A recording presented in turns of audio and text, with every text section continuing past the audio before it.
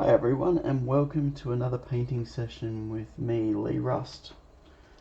Today we are going to do a little watercolour looking at specifically mixing greens.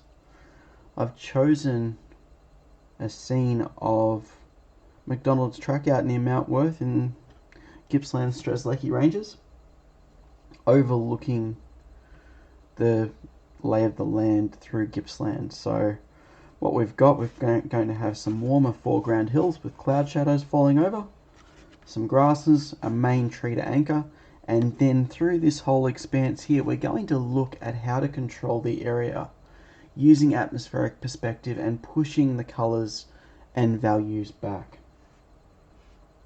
For my palette, we are keeping things really simple.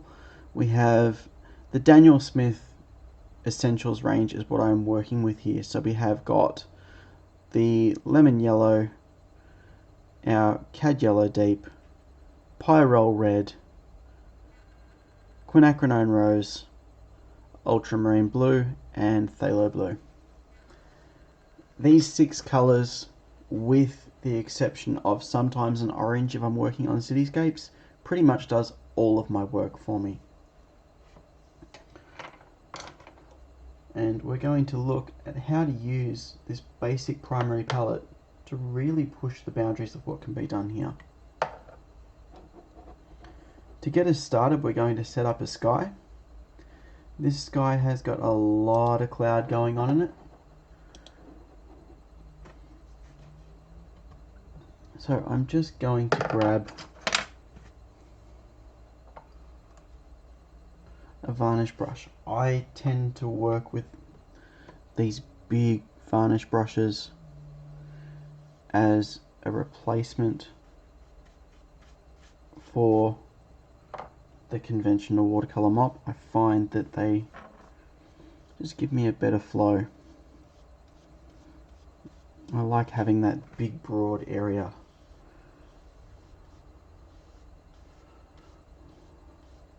I'm working on Saunders Waterford cold press today. So for our sky we're going to keep things really simple, just getting a touch of ultramarine.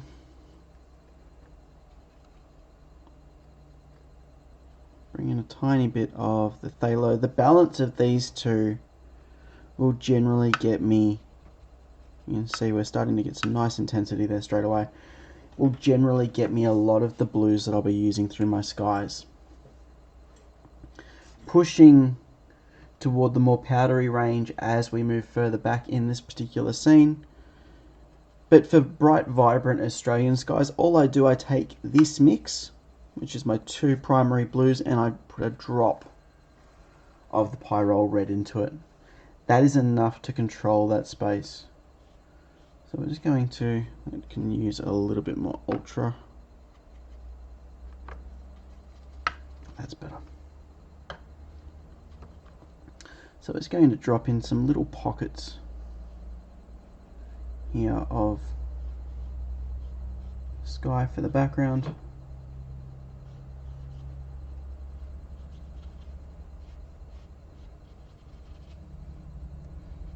Don't want to have too much because, as I said, there's a lot of cloud cover here. We want the light sort of breaking through these clouds, filtering down.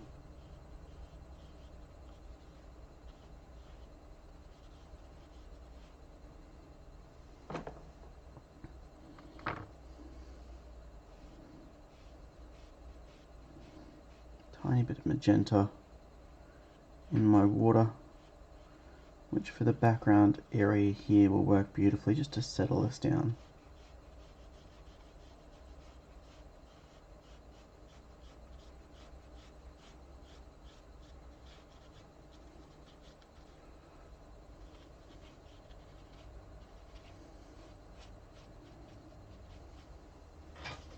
Keeping things quite light.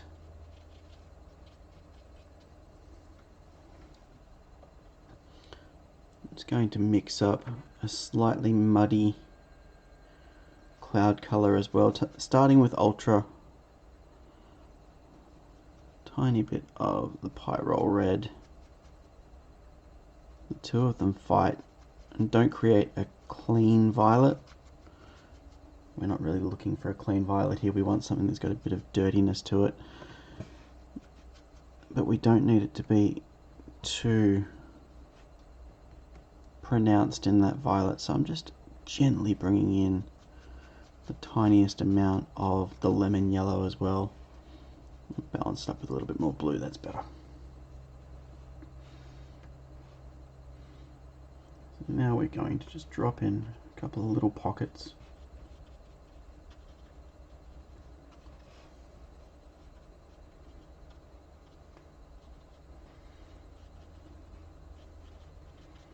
I want this paint to separate and bleed a little bit.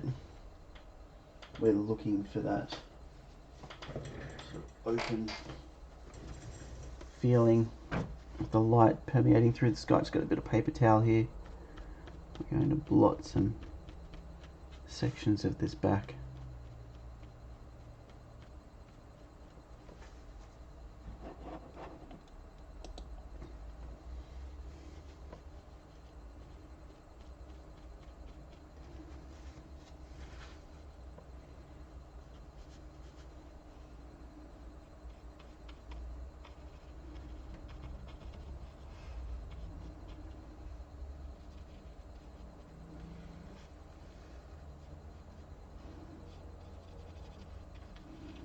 Bring in a larger cloud form as we start coming forward over on this side.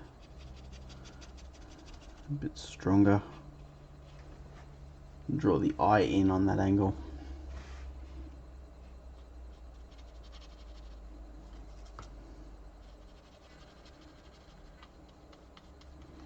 When you're working wet and wet, keep in mind you want a little bit more pigment in each pass than what you've previously laid down, so that it doesn't get there and separate too much. A little bit of separation and softness on the edge is fine. That's why we get there and do wet and wet. But if you go too soft with the pigment load, what's going to happen is the paint will start to separate and sort of break apart, and we don't really want that. It doesn't give a very nice look. You sort of still want to have a little bit of control over those levels.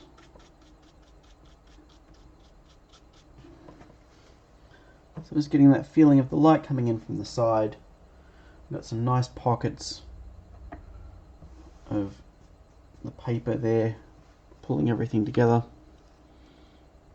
And quickly mix up another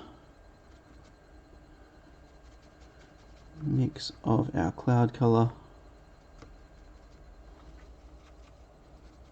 Pinch a little bit more of the skies, the blue that we had in the sky there. I'm just going to run some smaller touches across the back here.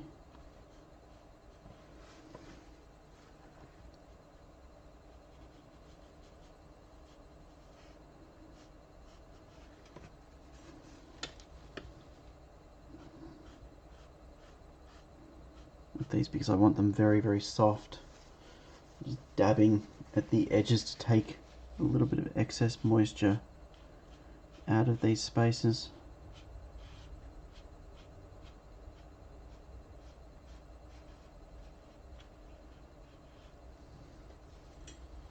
Just graying that area back, creating a bit more distance here.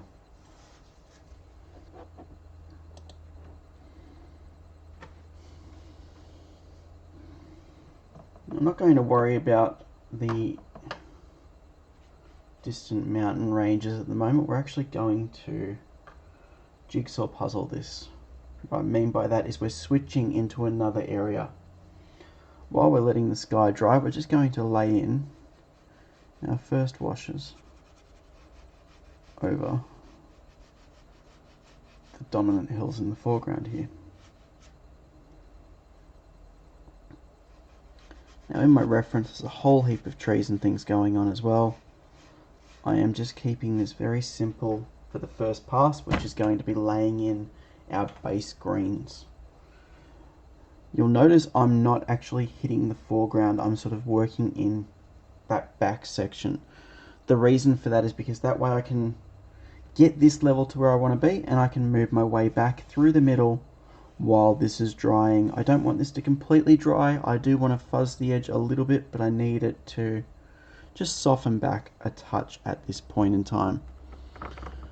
So getting our warmer green going for the foreground, we're going to get ourselves started with a little bit of lemon yellow. And I am taking just a touch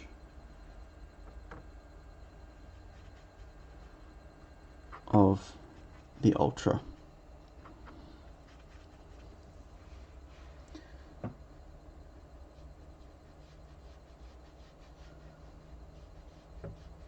Just flooding the space at this point.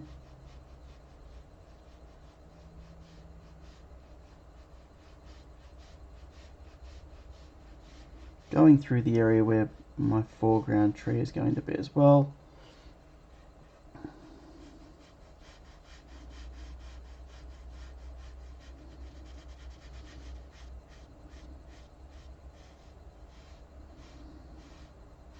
As I said, these areas are going to have foliage and stuff going on top as well. This is just laying down our base colours. Just going to get some of the lemon yellow on its own here. And we're going to lift this section of the hill a touch. Put it in, and I'm just going to blot back a tiny bit. I want that glow of the light hitting that section.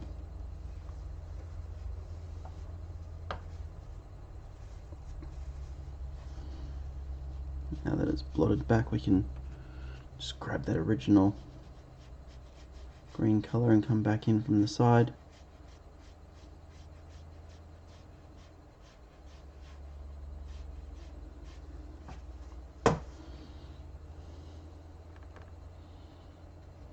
Grabbing a little bit more ultra here. I can pretty much just now work this in between our two hills. We're just going to create some little pockets of shadow on the back one here.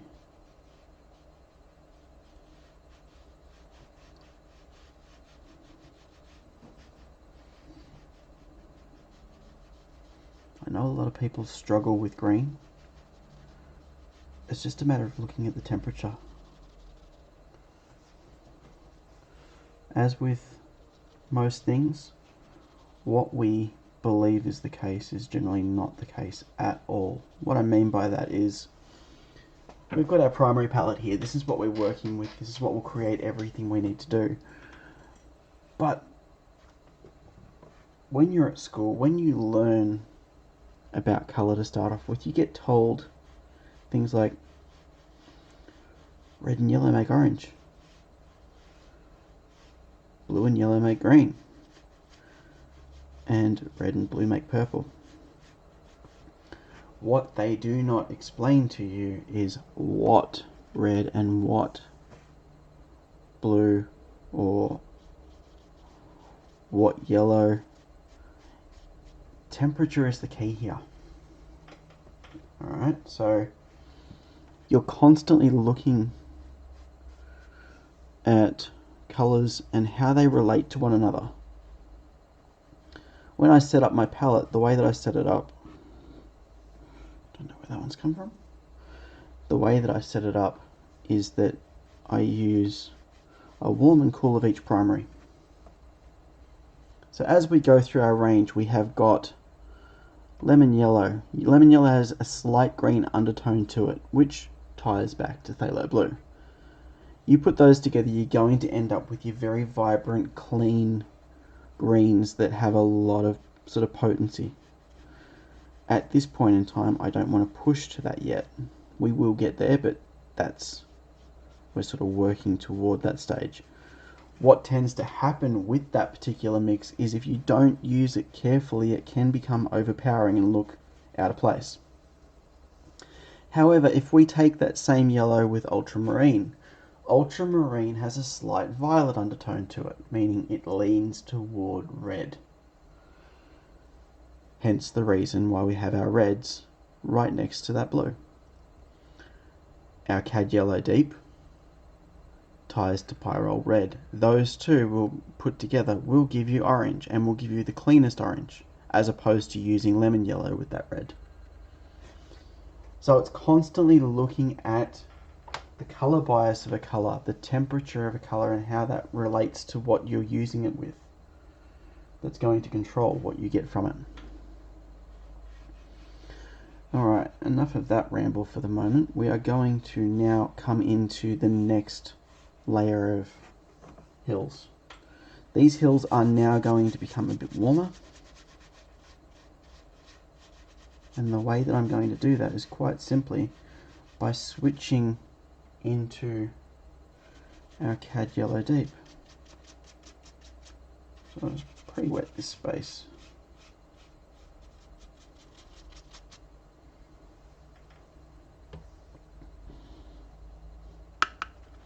To start off with, we're just going to take the same base mix we've got here.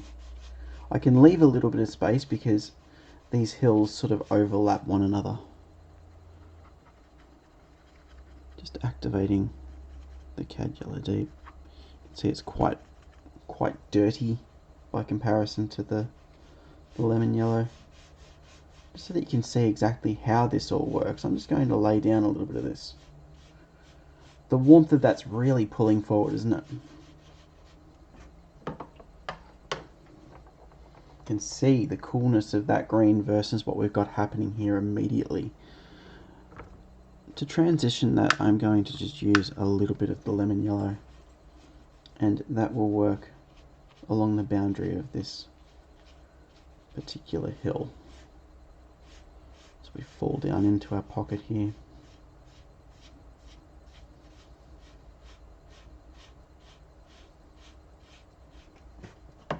So the cad yellow deep is a darker value than your lemon yellow. Another thing you're looking for what's light, what's dark, and how they work together. I'm just going to continue on our little journey here at the moment with the ultra blue. And what we get the moment that gets introduced here is a richer graduation from where we just were on the previous pass of colour. Becomes a bit dirtier, a bit more earthy. In this particular area it works really well because we want to create that sense of the rural landscape. We're looking at farms, we're looking at land that has had cattle on it, stuff like that. So shifting that up into this dirtier, browner range at the moment works quite nicely. But being that this is Gippsland, it is also an area that is very, very green. The reason I chose the project. By just taking a touch of the phthalo blue, we can take that dirtiness of the colour and start to shift that into something a little bit richer.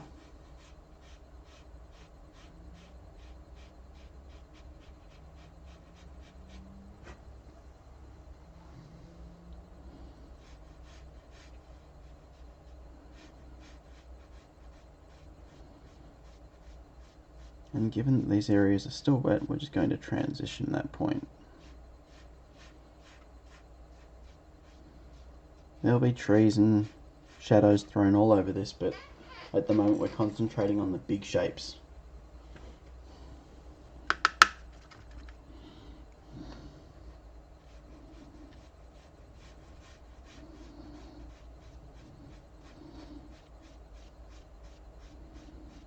Now if I had have done this using the lemon yellow and the phthalo, what we would end up with is a very vibrant, overly potent green. By coming in and doing it this way, we get a bit of control over that space.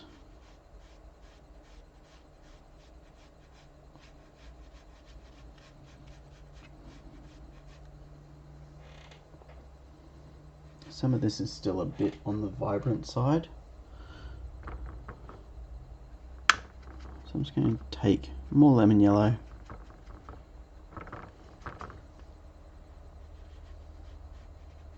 and work it over the top. So this has got a little bit more body to it now.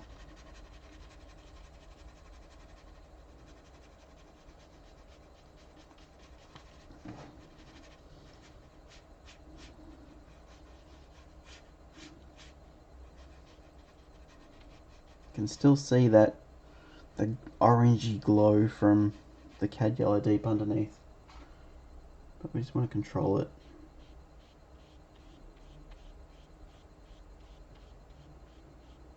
And a wash of that cooler yellow will do that for us nicely.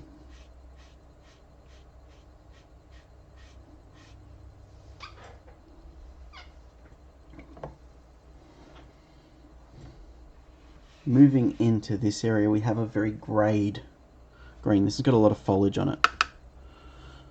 So all we do for that, we basically mix up the same colour we used in the cloud shadows. Ultra with the Pyrrole Red. Drop that into your green. So just bringing a little bit of the lemon yellow into it, and we end up with a much greyer variant here.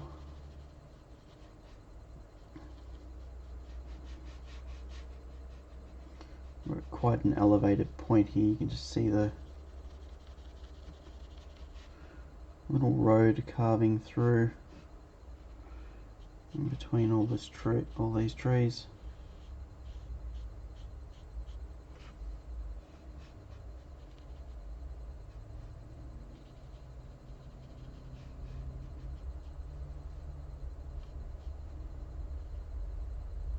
And for that road section, I'm just keeping it very clean, very simple. Letting parts of it show, dropping other parts away. We don't need anything major here because obviously we've got a tree sitting right in front of it that's going to dominate that whole section anyway. It's more to the point just having that indication in place so that we've got somewhere to go there.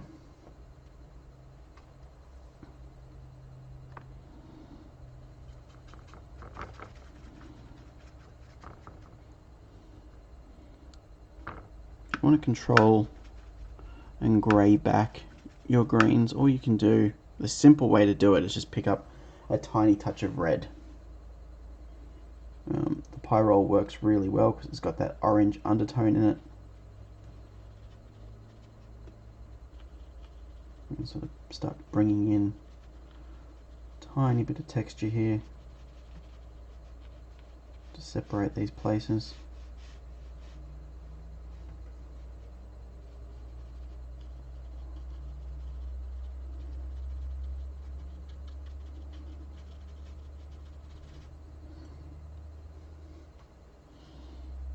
And then just bring in a tiny bit. So we're basically just pushing into a much warmer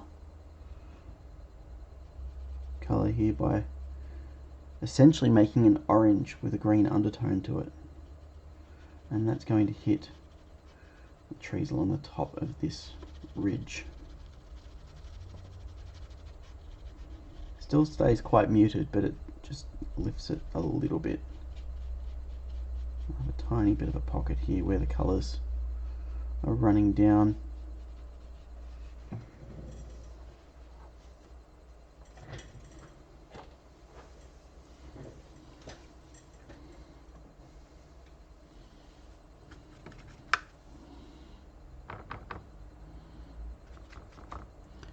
Now we'll build a little bit of shadow, so I was going to kick that off with the Ultra Cad Yellow Deep. There's a little bit of phthalo in that puddle too. You can see we're getting quite dirty here. And this time around we're just going to take a touch of the magenta or the Quin Rose.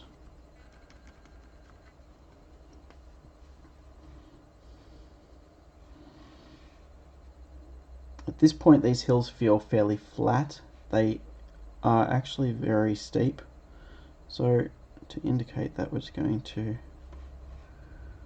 bring a couple of little tree lines in. These will just indicate the angle of how steep some of these sections are.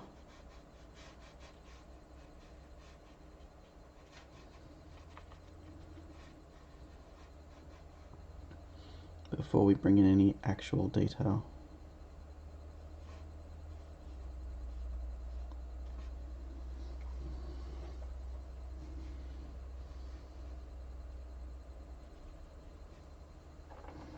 It's probably a little bit on the harsh side there. That area was a bit too dry. That's okay.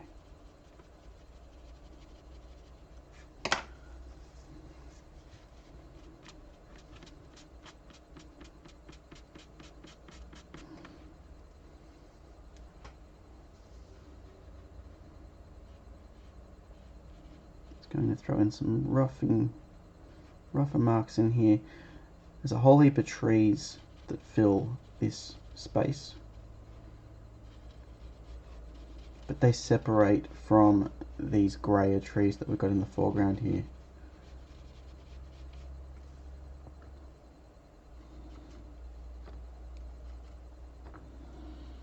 So to get a good dark to do that, I'm just going to take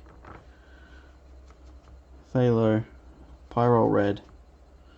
This is my go-to dark mix. The two colours clash. They create some really nice variations when used correctly. And then just to make sure we get that green in there, we throw a tiny bit of the lemon yellow. This will allow us to get a bit of a boundary here. It's a much stronger pigment mix than what we've used so far, so I can work that over the top of these other colours and still get a fair amount of control over the space.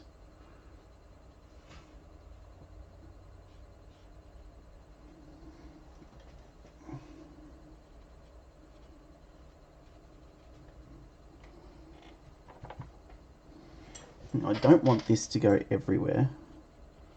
So basically once I get the stronger elements in, I'm now just going to work what I've already got there to get a little bit of this space to open up. Just breaking the paint down a touch.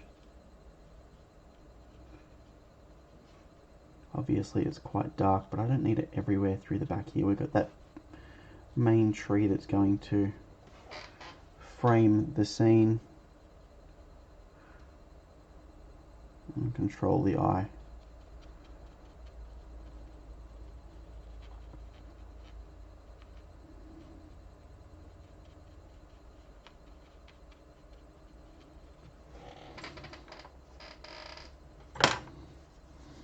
Along that back edge, we're just going to blot a little bit of this back, make it a bit misty.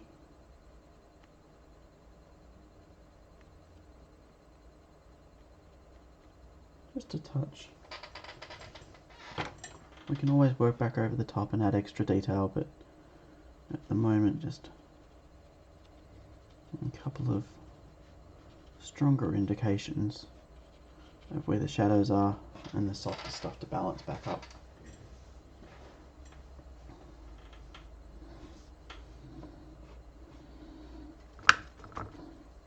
On the other side here, separating this hill from this hill, we've got a whole heap of trees that are actually catching the light. So all I'm doing is taking the mix that we already have on the palette here. It's a little bit murkier. I'm going to suggest the tree line in this section.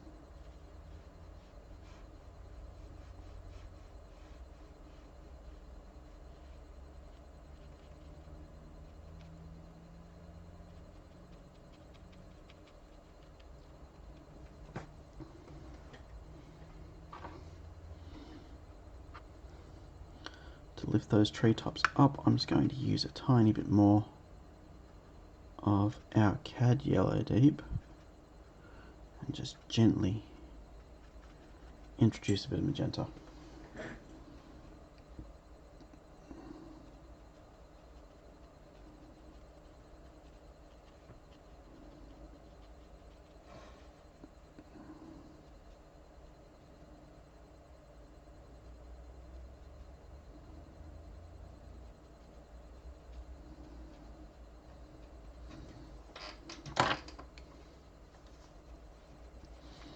Just on the very top of where I want those lighter parts to be. Just going to do a little blot back.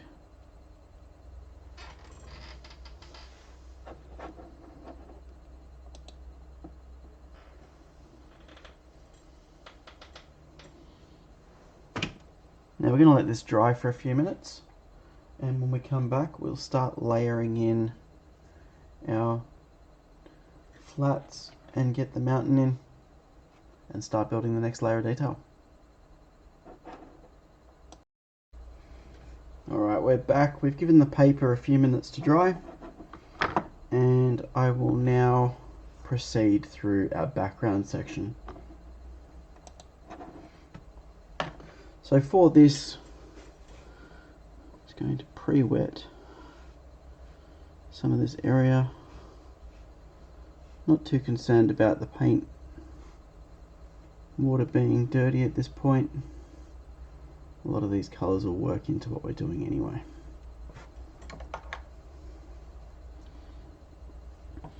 So for our distant mountains, all I'm doing is taking a little bit of ultra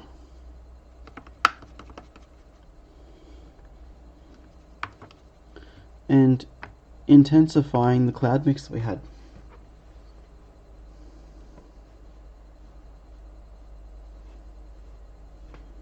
Looking at that, I could use a touch of magenta as well.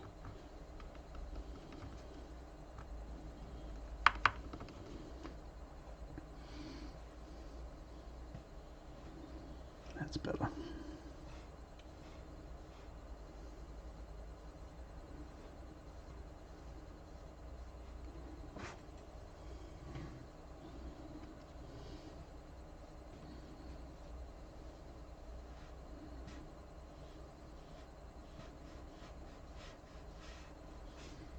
So obviously we're looking at a lot of greys and blues the further out we go. I will grab the varnish brush here and we'll just pre-wet this middle band.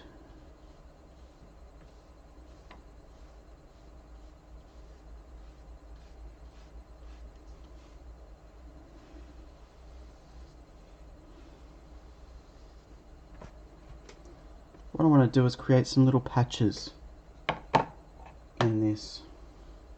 Just of some lemon yellow first.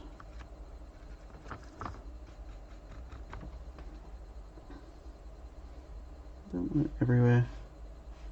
And it won't be staying super bright. We're just going to throw some suggestions in.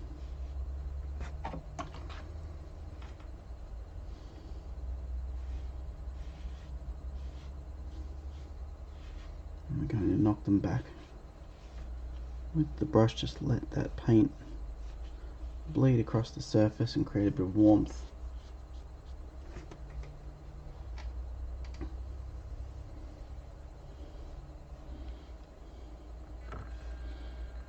Then just bringing in the ultra. We want to start quite blue to get this going.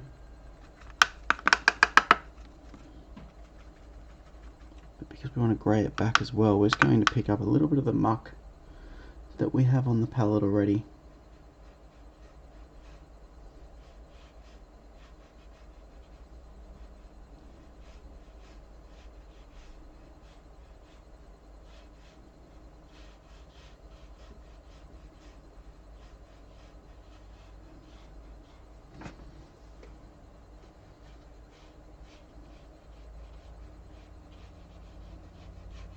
And to move it around a little bit.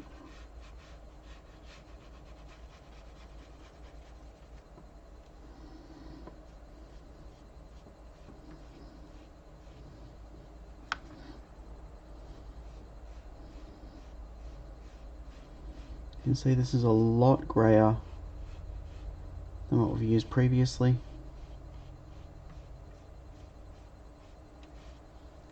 That extra level in the blue that's been brought into it really pushes a lot of this down, gives us some more distance.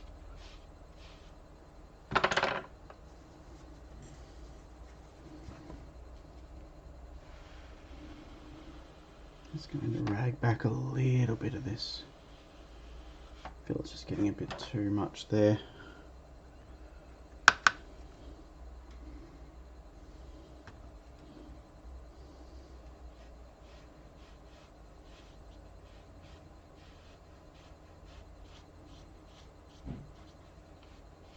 So we flatten it back. Leave tiny little pockets here and there for the light to hit the valley.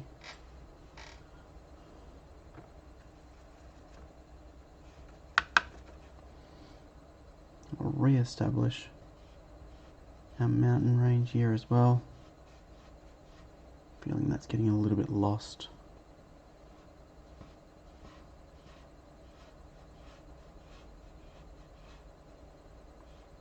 That's just got the tiniest amount of the magenta in the mix.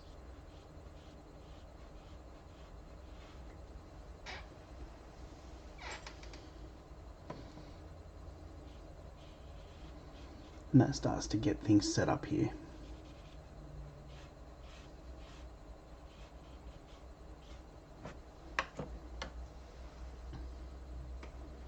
Now that that's established, we can come back in through our foreground, which I'm just going to lift up the initial pass here, just by glazing a tiny bit of lemon yellow into the place. Do the same on the other side. So that intensity and chroma here, just lifting the paint up with a very thin wash, can be quite potent.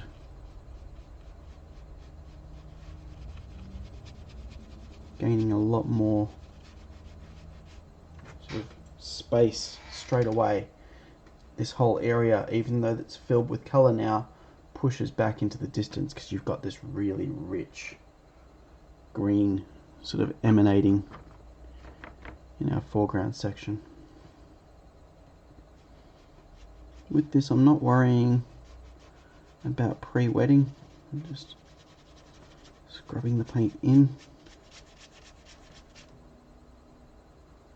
We've already done the hard work through the foreground. All we need to do now is literally balance our values.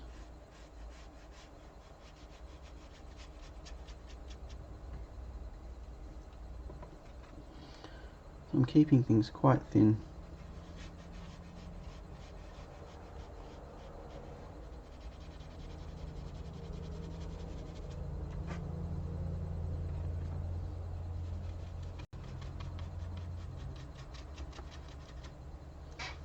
But it's definitely enough to lift it up.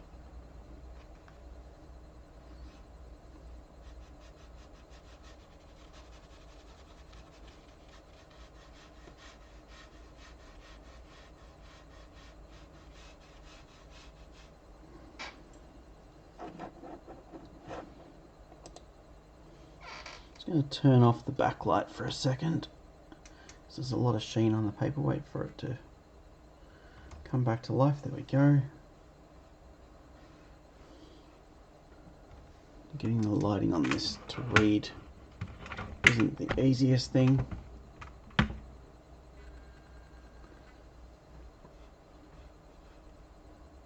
I'll be showing a completed photo at the end of the video anyway, so it'll give you a better idea as to what's going on. Over here, through this very mauve grade section we've got, we're going to lift that a little bit more, bringing in a warmer variation over the top now. So all this is essentially the same colour we already used, but I've loaded it with a bit more magenta.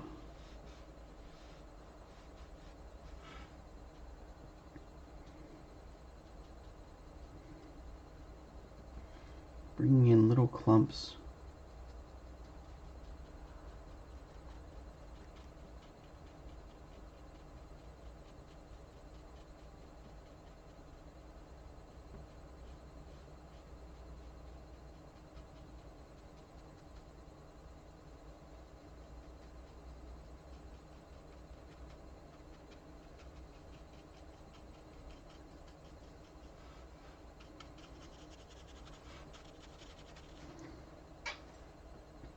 Now the depth in the foreground really pushes that background element off where we want it to be. I'm going to have to do something about this light because it's not really doing what I want at the moment. I'll reevaluate once we get to the end of all this.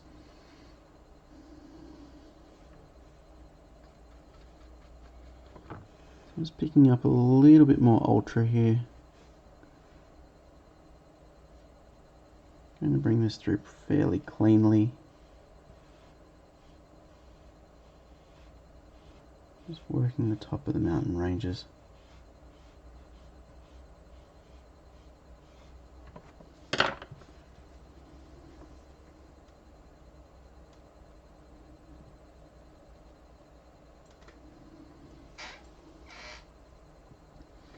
Little dabs here and there can be used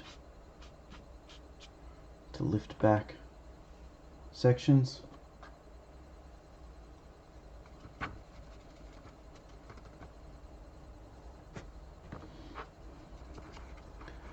And our colour that we used for the darks on the trees in that initial pass.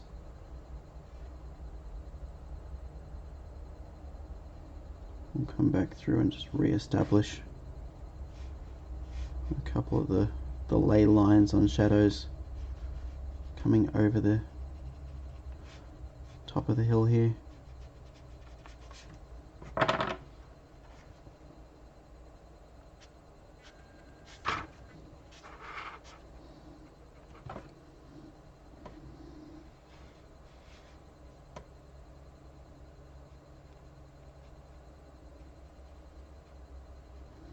This is one of those sections where you need to just build it gradually. Don't try and rush it. Put a few marks in and let it dry.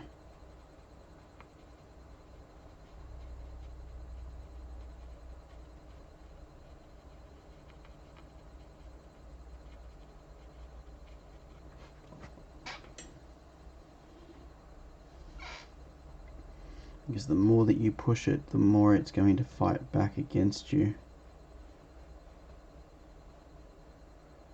You'll find it's a very fine line between getting things working and losing control of it.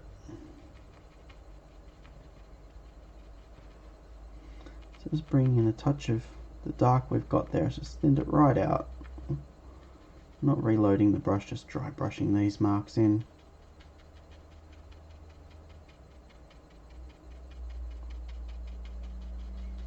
Gives us a bit more depth in this valley here.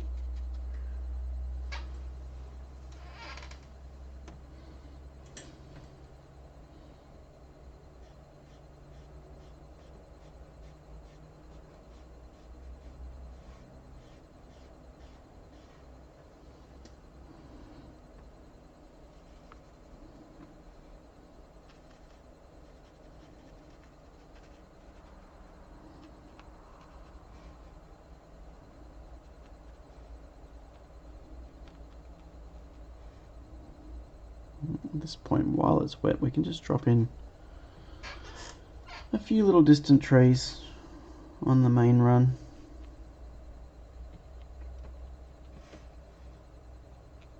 Little outliers to create that sense of distance in this space, especially once we set up our main tree here. That's really going to help to pull things together.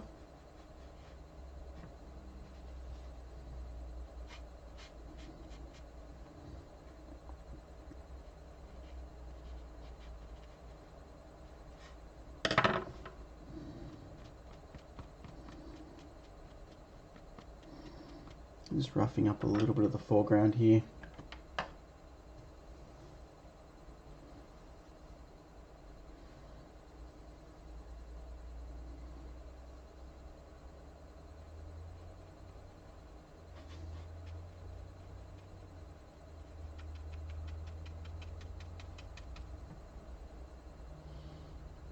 We'll let this dry and we will return.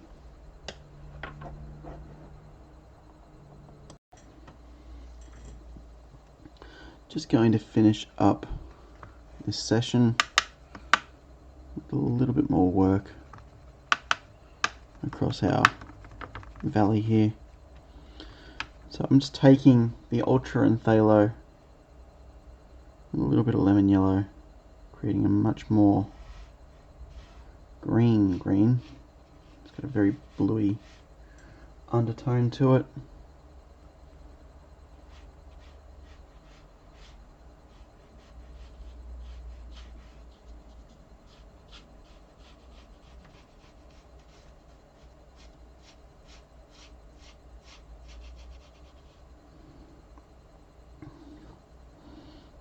And basically what I want to do is just use that to create those little pockets of light that we had in place before.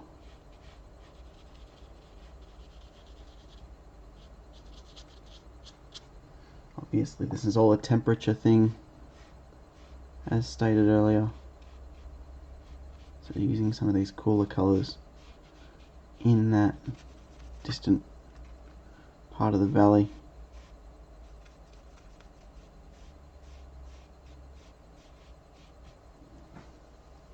We'll just really open this space up. Just going to let back into the mountain range again.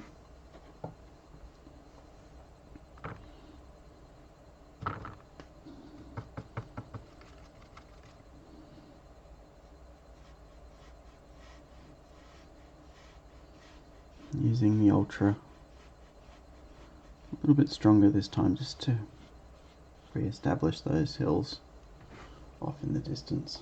That pool of colour there is a bit on the strong side, so we'll just knock it around a little bit. That's better.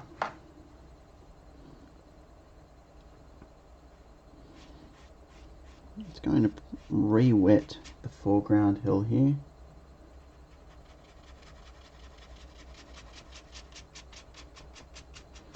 This will be the final pass I put in before I start laying in the stronger tree forms. So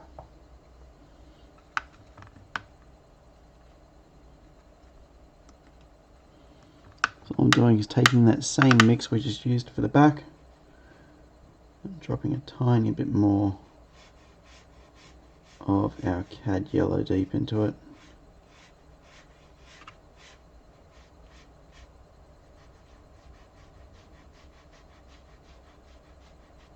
I don't want to work to my waterline.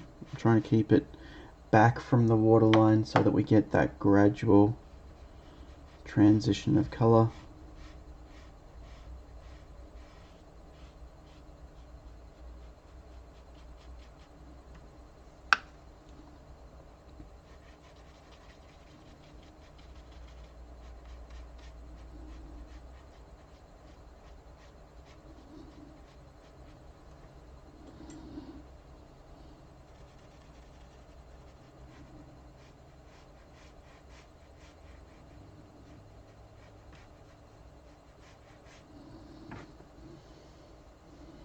Just a couple of little indications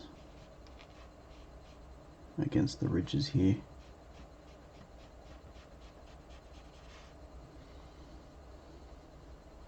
And that'll get us set up before we lay in all the main trees, get in the details in the background, and finish off with our grasses in the foreground. Just going to soften a couple of the edges in those patches of light.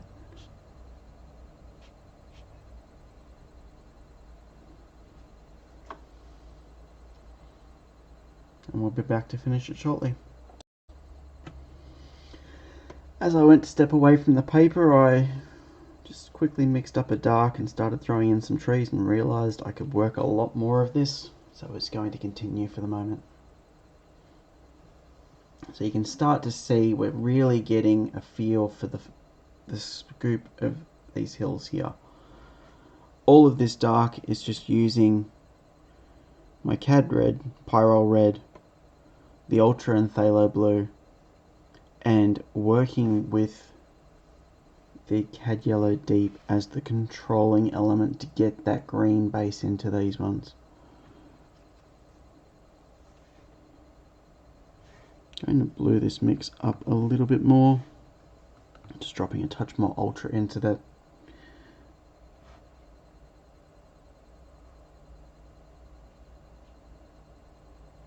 Just want to start getting some tree lines down in the valley.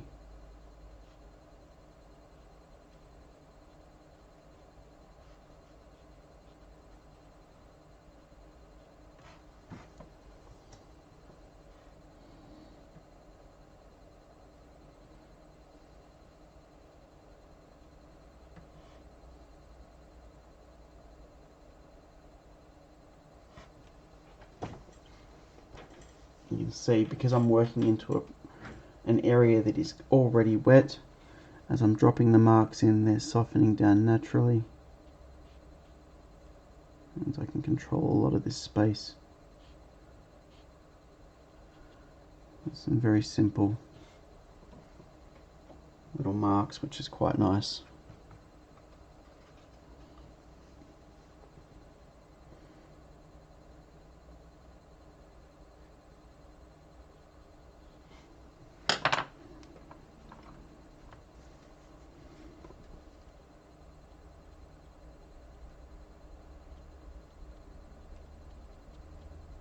Blotting touches of them back as well.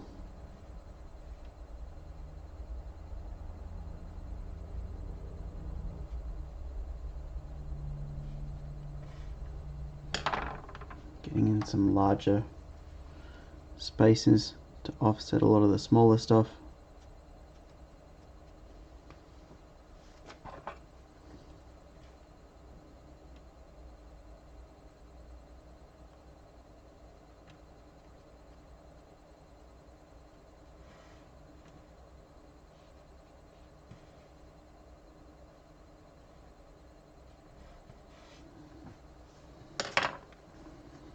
The further back we go, the more blue the marks become and the less contrast we have between them and the other colours. So that's why I'm just coming through with the paper towel as needed, just knocking edges down.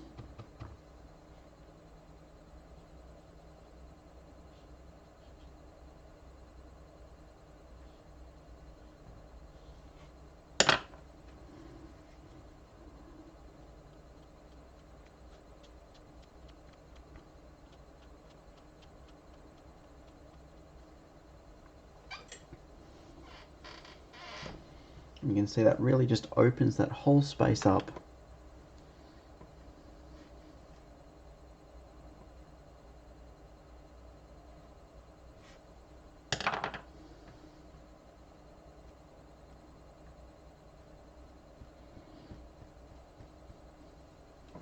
Just putting them in, blotting them back.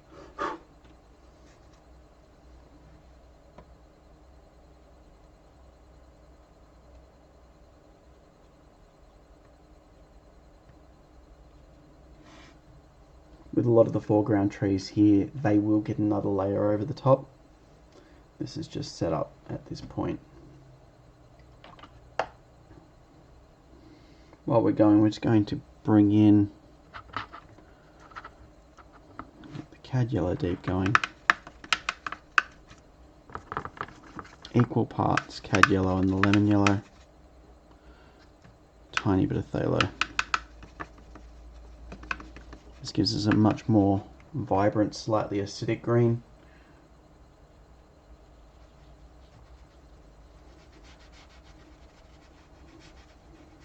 I'm going to use that just to rough in some of our grasses here. Wanting that dry brush look to really pull us forward.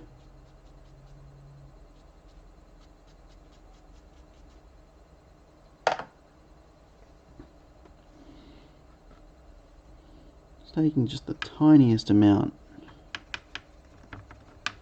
of our pyrrole red into this will push us into the brown range, and then we'll just come in with a touch of ultra to deepen.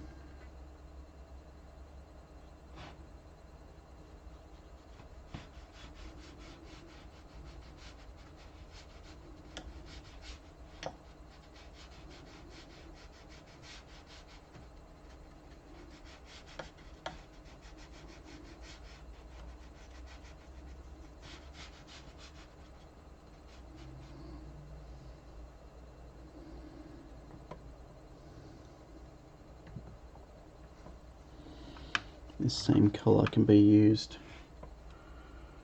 just to rough in some of our starting point for the foliage here.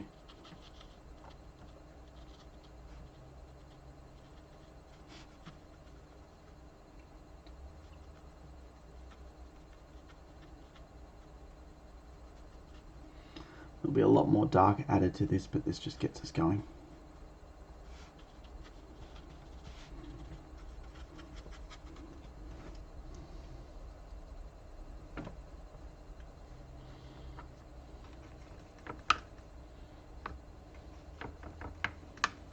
So ramping that up, bringing the cad yellow and our phthalo in.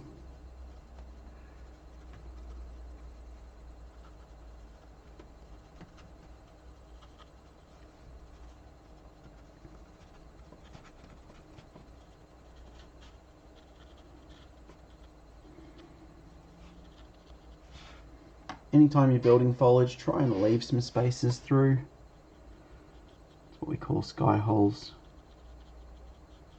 Allows the eye to pass through and see that we're not just dealing with a solid form.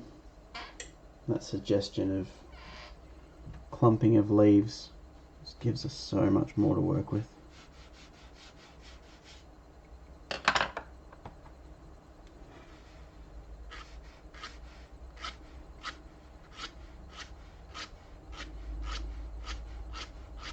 I'm just taking a scratch board tool here just to rough up the wet pigment. Move it around a little bit, just feather some of the surface.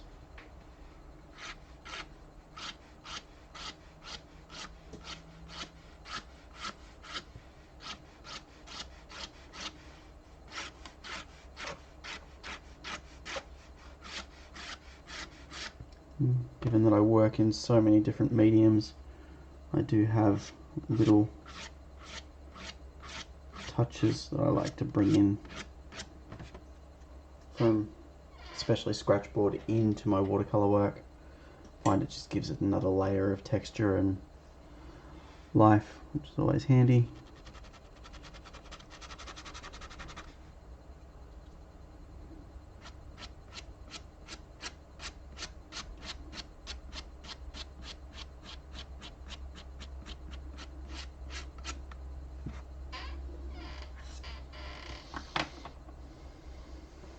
So we will now let this dry, actually let it dry, and I will come back tomorrow night to finish this session off.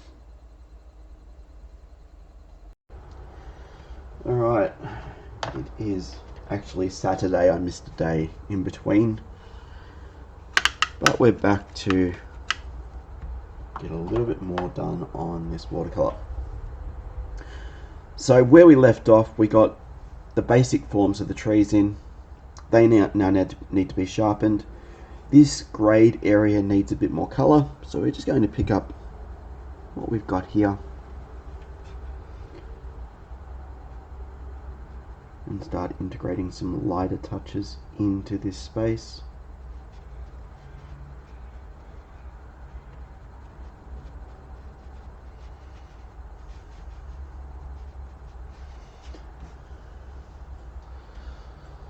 See if I can shift that light a little bit so it's not quite as strong.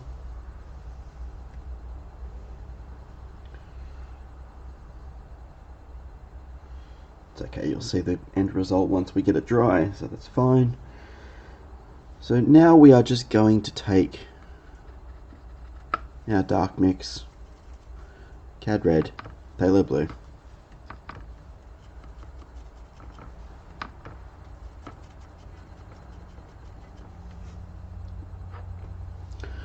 and we will bring in a touch of the Cad Yellow Deep here. And we can now start to work some of the stronger tree points that we can see into place. Don't want all of them super strong. The whole point is that when we get back here, these are going to be left alone.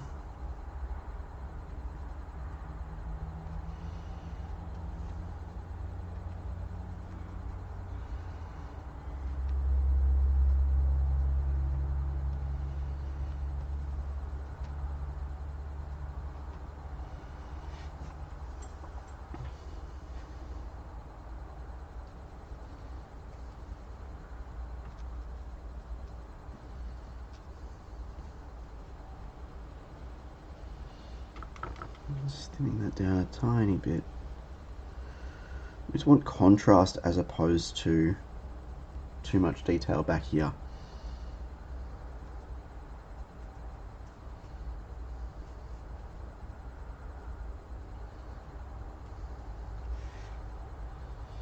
So just touching the paper.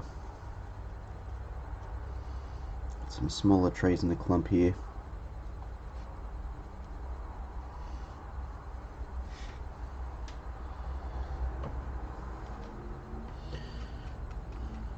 Introducing a tiny bit more blue into these as they go back. So that's just working with our murky sky mix that we had to start off with.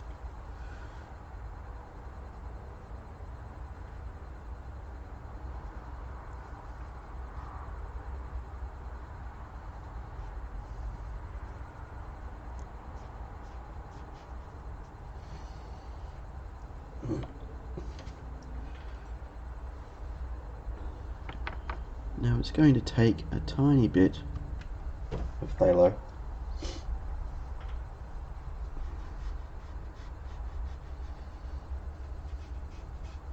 and work in some long shadows on this particular hill.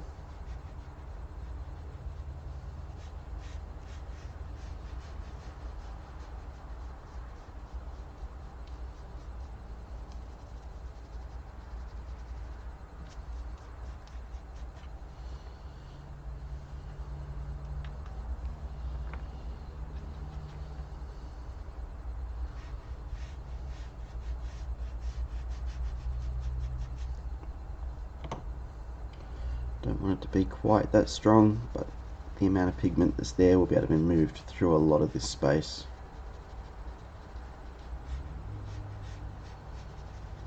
To help separate up some of these points.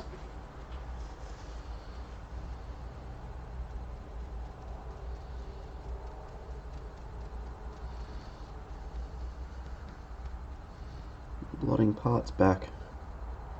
So we still get the coolness from that phthalo wash, but the light permeates back through a bit more.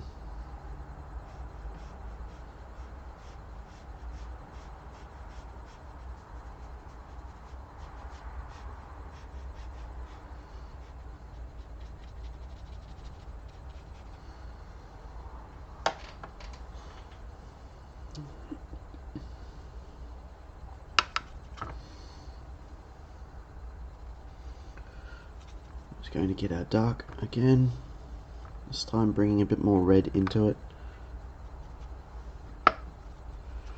And this is going to be used for our tree in the foreground to frame everything up.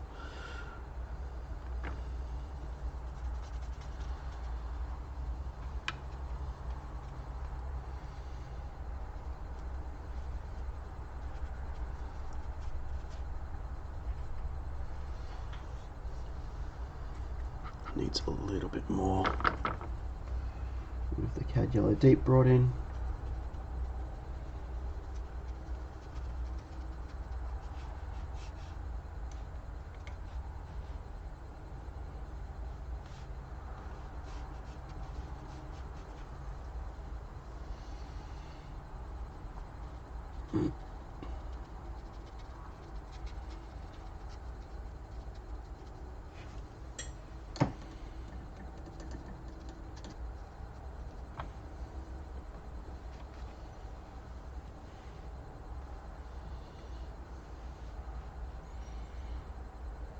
We'll introduce some stronger branch forms as we go. This is just getting a basic piece in there to hold us together.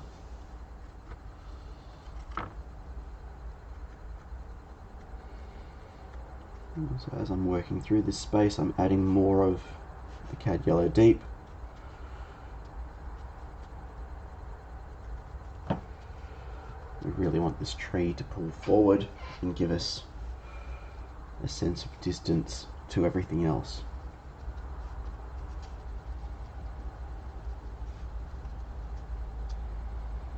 And that sense of distance of space is always going to be relative between your lightest lights to your darkest darks, strongest contrast to the softer stuff.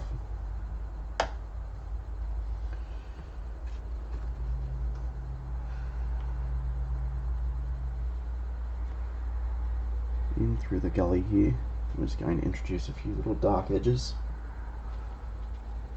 This area is still wet from that previous mix that I threw over it a couple of minutes ago, so we can just start to lift the greens up in this space.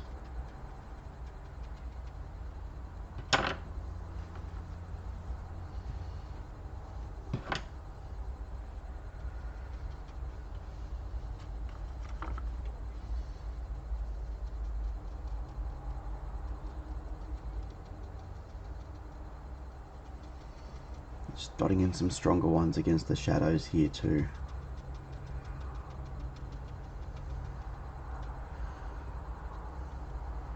It's really important that the cad yellow deep is put into this mix, because obviously that's going to give you that nice green undertone, the warmth coming through the colour.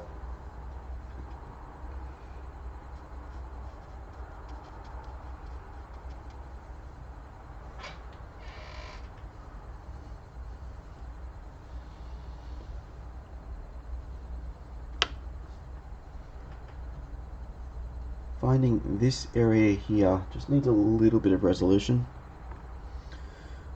so I'm just going to wash in very gently a couple of shadows to control that form.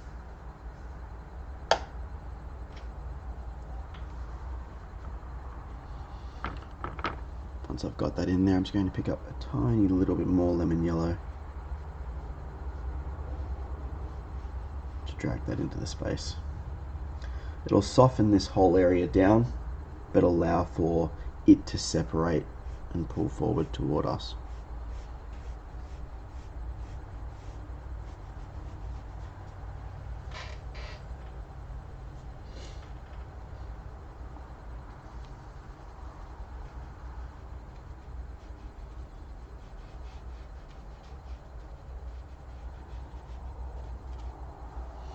Feeling like this needs just a little bit more shape through here.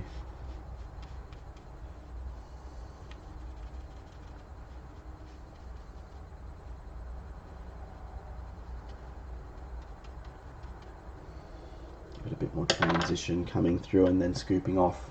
A bit more bounce across those hills.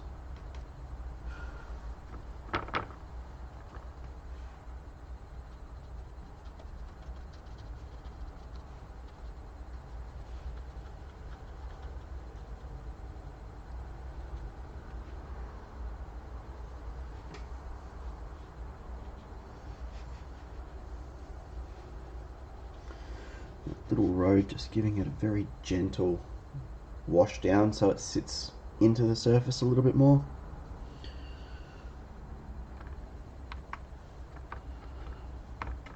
And now just grabbing a tiny bit of magenta to dirty this mix up.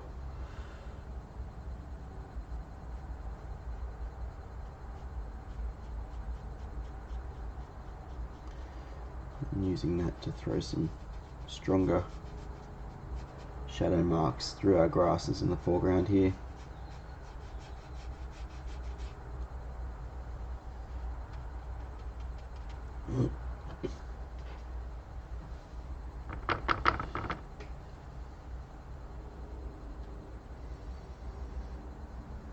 Just taking some colour very strongly here and just placing a few little touches on trees.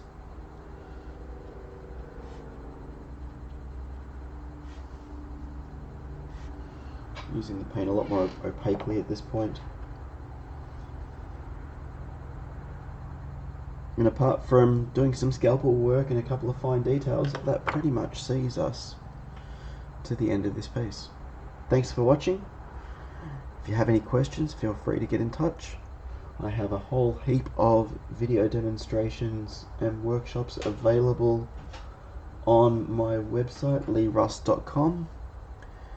Make sure you check it out. I hope to see you soon.